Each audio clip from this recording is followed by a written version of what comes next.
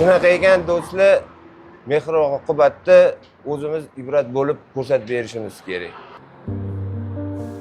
O'rtoq, yaxshimisan, to'g'misan? Seni ham evli bo'lmay qoldi, taniqli bloger bo'lib ketgansan-a? Ya'ni amallab oldik. Qanaqasan o'zi? Bo'ladi, rahmat, xudoga shukr.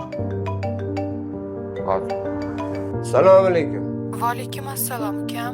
Bir iltimosim bor edi. Gaplashib olsak bo'ladimi? Hop. Xo'jayinim jigar sirrozi bo'lib qoldilar. Jigar ko'chirish operatsiyasi Hindistonda juda ham qimmat turar ekan. Shunga biroz qo'limiz yupqalik qilib turibdi. Taniqli blogersiz.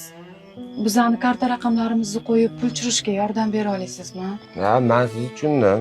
Karta raqamlaringizni qo'yamiz. Kerakli summani yig'amiz. Faqat bizani xizmat $3000 Lekin yaqinda bitta bloger kelib yordam puli tashlab ketgan edi. Shu pulni bersam operatsiya pulimiz chiqarmikin-a? Yig'iladi. Javob yig'iladi. Bilasiz, bizani hamma taniydi.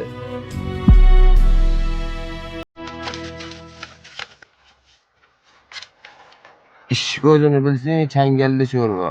Amsoq qo'y, og'ayni ko'z haq. Sen bilan necha yildan beri o'rtoqmiz? 30 yildanmi? 30 yildan beri o'rtoq bo'lsa ham, lekin hali seni yaxshi bilmas ekanman. O'zi qiynalgan oila ekan. Yordam berish o'rniga ular tashvishdan pul qilmoqchimisan? Pul uchun vijdoningni ham sotasanmi? Senga o'xshagan ayrim blogerlarga Alloh o'zi kifoya qilsin.